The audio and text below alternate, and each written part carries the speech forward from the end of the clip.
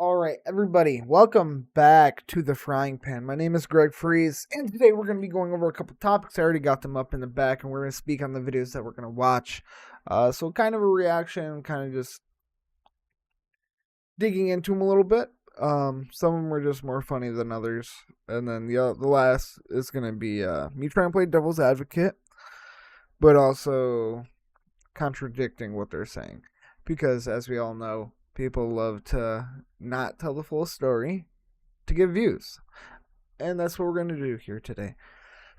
I don't know if you guys have been good, but I've been good. As you can see, I got a new tank back here. Ooh, let me bring that back over here. So yeah, I got a new tank here. A hognose is going to go in there, so that's going to be pretty cool. Move over a little bit. Hey, follow me. All right, thank you. So yeah, I do got an AI actual camera now. I did go ahead and upgrade for myself, because why not, and I did get a new mic here, so I should sound a lot better. I know in the last one I had both, but I'm going to make a comment again because, well, yeah, why not? Alright, so yeah, today we're going to be looking into a couple of these things that have been happening, which is kind of funny. So, we're going to talk about AOC. Kind of dodging a question here Would and about should what she would the do. U.S. actually commit U.S. troops to defend Taiwan if China were to move?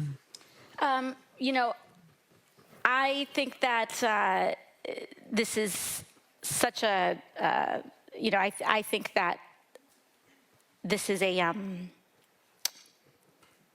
this is of course a very longstanding policy of the United States.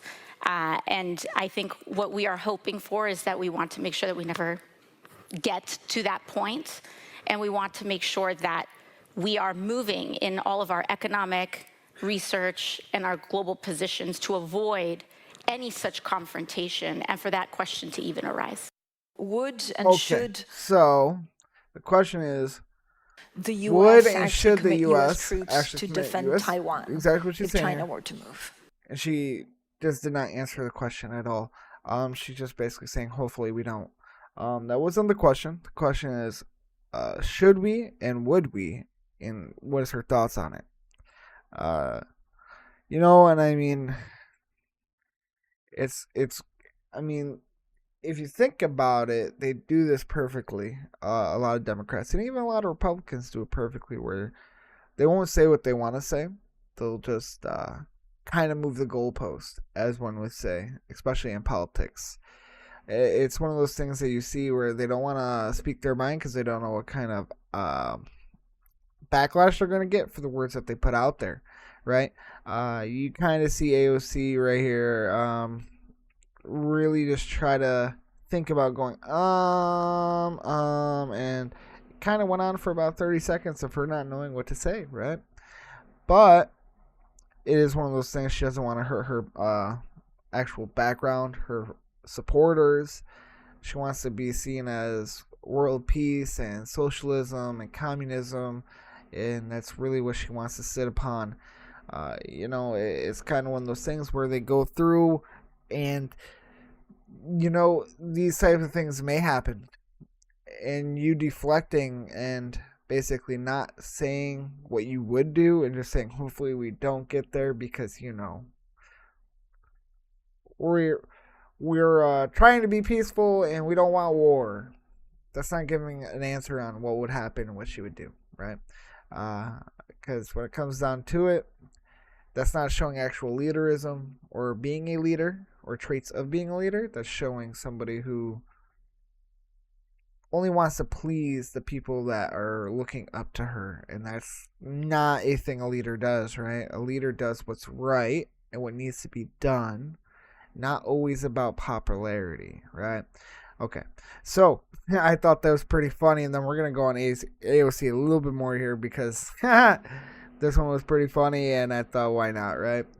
All right, so. Congresswoman Alexandria Ocasio-Cortez is being dragged online for this gaffe that she made during a panel in Berlin. It is not a remark on who Maduro was as a leader. He canceled elections. He was an anti-democratic leader. That doesn't mean that we can kidnap a head of state and engage in acts of war just because the nation is below the equator. One problem, Venezuela is not south of the Okay. So, yeah. Let me come over here a little bit more. Ooh, it went way over. Come, come right here. Yeah. So yeah. So overall, so she wants to run against J.D. Vance in the 2028 elections. How are we gonna have somebody that's gonna be our president that doesn't even know where Venezuela stands, right? I'm not gonna get into the whole kidnapping thing because he was arrested, right, under actual laws and stuff of the U.S. government about him being a drug pin and a drug lord, and him smuggling drugs across borders and into the open sea, and basically he was the head of basically one of the most dangerous cartels in the world. So I'm not gonna get into the whole thing because I get it, right? We don't want a president to be able to make war like motions without being sent to Congress, but presidents have that ability, right? People, they do drone attacks all the time. They it's a bunch of balances and checks, but when it comes to certain things like that, they can do they can do it and worry about the consequences after. And even most of the time, they don't have consequences. Because I mean, if we look at it, uh, Obama killed a bunch of civilians underneath him doing all of his drone strikes, and nothing ever happened to him, right? So when it comes down to it, and it wasn't a path of war. It was more like, nothing happened, and nothing happened. We haven't seen no backlash of it yet. I mean, you can say kind of, but I mean, Russia said that they would be pleased to see a new leader in Venezuela, and they would welcome them in open arms, right? So I mean, yeah, but so I mean, overall, she wants to run against J.D. Vance or whoever the Republican primary is going to be, right? I mean, when it comes down to it, I want to have a president that actually knows what they're doing, right? And I can't say Trump is there all the time 100% because, I mean, sometimes he makes silly comments and, but at least he's a man of action. He says what he needs to say. And you could tell that he'll say stuff and not care about the backlash after, especially he's just saying what's on his mind. I would rather have a president like that than a person that's trying to hide what they really want to do, right? That's one thing that I've always looked at and seen that's important to me. I want to know what they're thinking, even though it's irrational, right? Because they are leading the country, right? But the thing is when people are looking at the United States right now, they're looking at us as, yes, kind of doing what we want, but they also know that right now America is not to be messed with, all right? Because, I mean, it comes down to it. We're doing a lot of moves, and a lot of the moves are working. There might be a lot of debate on that, and, leave a comment. Tell me what you think, and I'll be happy to talk about it. I'll even bring up a couple of comments in the next video, and yeah. So we're going to move on here. All right. So a big thing did just happen in basically, the Americas. I won't just say South or North because this kind of affects both sides of the Americas. He was one of Mexico's most notorious cartel leaders, wanted in the U.S. with a $15 million reward. Now, sources tell ABC News that the man known as El Mencho is dead, killed by Mexican authorities using U.S. intelligence. Nemesio Oseguera Cervantes was the leader of the Jalisco New Generation Cartel, the organization known for its drugs, violence, and high-end military weaponry. Video shows smoke rising in Puerto Vallarta amid conflicts breaking out across the country. Mexican authorities are warning against travel because of fiery blockades affecting 5 Mexican states. Multiple flights bound to the U.S. were diverted earlier due to the operation. He was one of Mexico's most... So we're going to talk on this. There's nothing really to debate on this one.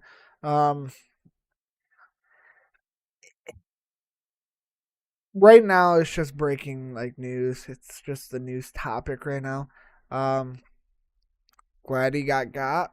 You know what I'm saying? Because in a way he's still affecting North America, especially with all the drugs and stuff. So glad he got. Right. Right now they are saying right now, in Mexico right now, even U.S. citizens are being attacked because it's kind of leaking over into, the tourist area of Mexico. So right now Mexico's not the safest. I do put out all my prayers to the people that are being affected over there, and even the civilians of Mexico. I know it's not easy over there. I do hope that all of them are being safe and taking care of themselves and trying not to be in the middle of it. And, it's got to be a scary thing, especially when the cartel is basically fighting the government right now. And also, U.S. citizens are getting killed in the midst of it, too. So, if you have a trip to Mexico, maybe plan it to a different time. Doesn't look like it's the best time to go. I know they got few beautiful beaches and oceans over there. But yeah, maybe just evade a little bit. Push back. Maybe. All right. Notorious cartel. So, this is going to be a good one right here.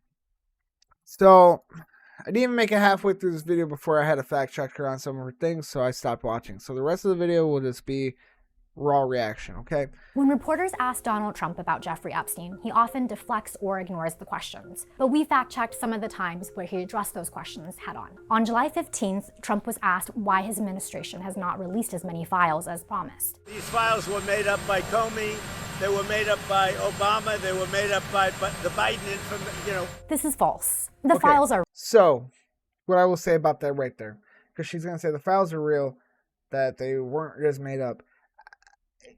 This is trying to take him literal, and I love how she cut off the clip.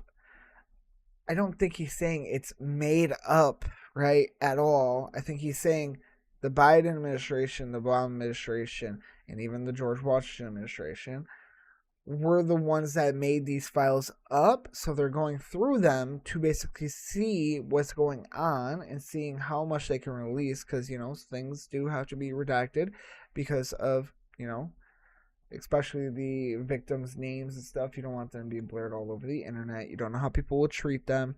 And, so it's one of those things. I don't think he's saying it's made up as in, like, they're fake. I think he's saying they were made up and the file was created by that party, right? Because when it comes down to it, I know sometimes he says a Democratic hoax, but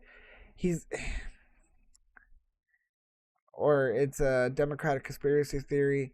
Even with that type of stuff, it's one of those things where he's saying that basically the Democratic Party was hugely involved in the Epstein files. Basically, Hillary and Bill. There was even some Republicans in there so far, and he has been mentioned a lot in there, but there's no damning proof that he's done anything wrong yet. Okay, when it comes down to it, there's also a thing by him saying a Democratic hoax. This might be a little hard to wrap your head around, but try to follow me here. You understand what these files are made of? They are made up of tips. Anything that they investigated, it had to be documented. So even if it came up to a dead end, even the DOJ said this, they're all in there, no matter what. So there can be false information in there that was totally incorrect, and they investigated it, and it became a dead end because it was not real, right? So that's one of those things.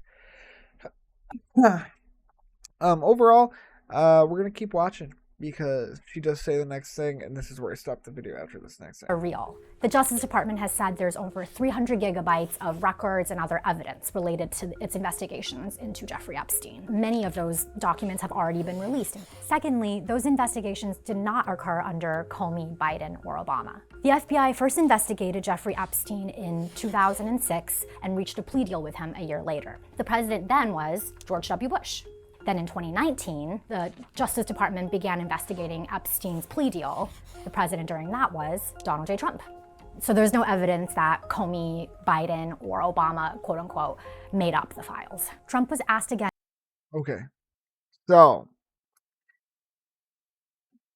once again, he's not saying that they made him up. That's not what he means by it. Any person that watches a video and actually has critical thinking and can think for themselves can understand what the guy's saying. The case was made during these times. And this is true because she's trying to say that there was a pause between the Jeffrey Epstein in the very first time and then all the way until 2019. That's not true because the investigation, even though there was a plea made, they still kept getting dirt on him because they have files and records and nonstop investigations between that whole time. They have a bunch of stuff that they've actually shown where it goes into this whole entire big investigation for many years. Okay? Yes, they caught a plea and he was already put down as a sex offender, right? But they were still investigating to see how deep it actually went. Okay? So it's not like the FBI just stopped completely doing what they were doing. It's not like it came to a halt, right? It's just not how it was. So we'll keep going because this is where I stopped. And on July 25th about his administration's handling of the Epstein files. Here's what he said. You ought to be speaking about Bill Clinton, who went to the island 28 times. This lacks evidence. In Clinton's case, there are two people who say he's visited the island one time. Clinton has denied that, and there's no evidence beyond that. Trump is most likely referring to flight logs. The records show that Clinton traveled on Jeffrey Epstein's private plane more than 24 times, but the logs do not show that he visited the island. It's also worth noting that Trump himself appears in these logs. The records show that he traveled at least 8 times on Epstein's private plane. In July, the Wall Street Journal. Okay, so what she's leaving out there, because this is New York Times, so you gotta love them for this. So Trump did those 8 times before even Jeffrey Epstein bought the island. About 2 years before Jeffrey bought the island. Okay? So it's not like he went to the island. He wrote on that 8 times before he actually caught the island and bought it. And when it looks at it, I mean, he did also defriend him and shun him from Mar-a-Lago and basically said you can never come back here. He did cut him off, and there's even reports now that Trump was the whistleblower. Hello. So, I mean, it comes down to it that he's not saying the whole story, and there's a reason why, you know. They want to spoo their side only, but they don't want to also show it. But 24 times, and he's already going to the island, and he and Bill Clinton had him in the White House several times. They've even had Thanksgiving dinner together. Okay? In the White House. When it comes down to it, you could say there's not substantial, actual proof, right? But there is proof that he went to the island one time. There's also over two dozens of times where he rode on his plane, and this took place after he bought the island. And he didn't have his Secret Service with him when he went on Jeffrey Epstein's plane. Okay? So when it comes down to it, there's a lot of sketchy crap that happened. All right? Yeah, so Journal reported that Trump had sent Jeffrey Epstein a birthday note in the early 2000s with a crude drawing of a woman. Trump denied that on social media. Here's what he said. The Wall Street Journal printed a fake letter, supposedly to Epstein. These are not my words, not the way I talk. Also, I don't draw pictures. This is false. After Trump made his social media post, the New York Times and other outlets reported on the many drawings that Trump has submitted over the years to charities. He drew pictures of buildings and the New York skyline. A few days later, Trump admitted that he did in fact draw sometimes, but he said he doesn't draw women. Sometimes people would say, would you draw a building and I'll draw 4 lines and a little roof, for a charity stuff. I don't do drawings of women, that I can tell you. There is no evidence that Trump was involved in any of Epstein's illegal activities, but he continues to deny, deflect, and make false statements around the matter. When reporters asked... Okay. He doesn't make false statements. At least not so far. The drawing thing, I guess that could be a false statement. I'll say that one, right? But I mean, everybody doodles. He is a business person. He does own multiple buildings himself. He does love New York City. So, I mean, I could see that. right? Um, he could have definitely been involved, right? But there's no evidence damning him that he was. Everything that's been in the Epstein files, there was no further investigation on the tips that were brought in because it never led to anything. And this is before he became president. A lot of these tips. So when they did look into him, because they did look into him when Jeffrey Epstein caught that plea deal, right? They did look into Trump and they found nothing. Trump actually was very open with the FBI and let them search all of his stuff. And they basically said, hey, if you need any of my help putting more evidence on Jeffrey, I can help you. And if there was a plea deal between them and Trump, it would have been known. Okay? And I'll say this too. If there was actual damning evidence, Trump would have not made it into the 2024 elections. Biden had, and Kamala, their whole cabinet had these files for 4 years. For 4 years. And nothing was done. They weren't even opening them to actually investigate the people that were in them. Okay, and when it comes down to it, the reason he didn't want the files to be pushed out so hard is because how much headway he was making. The midterm elections are coming up. He didn't want no bad looks when it comes to this because people are going to read these tips and think they're truth when there is no truth, and they stopped investigating them because they were dead ends. Right? There's a lot of stuff in these files that impact a lot of people even when they weren't true. You know how many celebrities are on just the files themselves, not the actual list of them going to the actual island? Because if you look at Michael Jackson, he's on the list, and so was Elvis Presley. And you see all this, but they're not on the actual flight log list. There's a big difference. People just say, oh, they're on the Jeffrey Epstein list, basically meaning that they're involved in some way, their name was said, or that they were brought up, or they were talked about. And that's what it is. Now, when we talk about the real flight log list of who was actually involved, that's different, right? Because then we could see, okay, so who went there before the island was purchased? Okay, now who went to the island? That's the list that we should actually be caring about, right? There's been a lot of crude pictures that came out about the actual files themselves. It's really a scary thing, very demonic. It wasn't only just child sex ring. It was much more than that, as we can see from a lot of the photos that came out, like the woman that was stuffed on the table with food, and that they were talking about satanic rituals and everything, and about eating people. There's a lot more than what it should have been, right? Something big and dark got unraveled, and it's one of those things that I will always say this. There's a bigger society controlling the world than we know, and it's very evil. Very evil. You have like Jim Carrey, who is mentioned in the Epstein files. He tried to even warn people by going on many talk shows and doing a lot of things, basically saying like, oh, even on the Jimmy Kimmel, he was like doing a bunch of Illuminati shit, and it's just one of those things that go to show that, like, even if you're mentioned in the files right now, you have a bad name. Even if there's something that's bad in there about you, and that's why he didn't want them released, right? Because no matter what, if you're in them and you're being talked in them, the actual society doesn't matter. You're in them, you're a bad person. Even if they don't read into them, you're a bad person. Just because your name was brought up. Bro, Taylor Swift was brought up in them, right? So, I mean,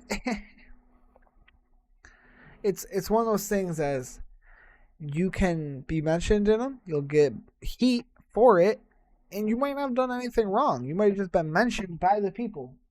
Hey, man, go. Sorry about that. My kitty cat is being crazy. But it's just one of those things. You'll get heat, and there's something you can really do about it, right? And I mean, that's what he wanted to avoid, right? And it's one of those things that they were doing the investigation to the files. That's why they were doing all this. But releasing to the public, makes mass hysteria, right? You know how many times we've probably almost been like close to launching nukes at each other and we didn't know fully because what would it do? It would make mass hysteria. We saw this from COVID-19, right? Friday the 13th of 2020 of March, it dropped that there was a whole new virus out and that it was all this big thing. And what happened? People went out to the stores and bought everything they could. All the toilet paper. People were selling toilet paper for $50 a roll. And they were acting crazy, right? It's just one of those things of this is what they try to avoid. It's not because he's trying to be sneaky or dirty. Or maybe he is, right? Maybe he is. But usually, hello, Peter. But usually it comes down to the whole fact of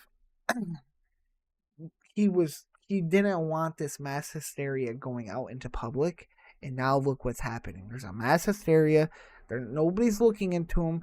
There's way too many files for everybody to read. There's over 6 million files released already. Nobody's actually looking into them. They're just doing like name searches and seeing how many times you were mentioned and all this and that. Get off that. No. You see what you're doing? You're trying to climb on my monitors. You don't do that. He's a kitten still, dude. He's trying to climb on my skinny monitors. Crazy. I love him though. He's a love bug, dude. He's definitely a love bug. That's what he didn't want. He didn't want mass hysteria. It's very easily to see that. But people just love egging on stories. Whatever gets the clicks and views, that's what people will do, right? I mean, it comes down to that. It's sad because we can see it right here in the New York Times. He's not playing the whole clip. He's not even saying the whole story. It's kind of like how CNN did that whole thing about him saying, go and fight for us not losing our seat as a president. I'm just quoting it. Like, I'm dumbing it down because I'm not going to fully quote the whole thing because I don't need to. You can easily look it up. But then the whole thing was him saying peacefully go down there and protest and say you want to recount. Right? He never said entice violence or nothing like that. He even called the people off.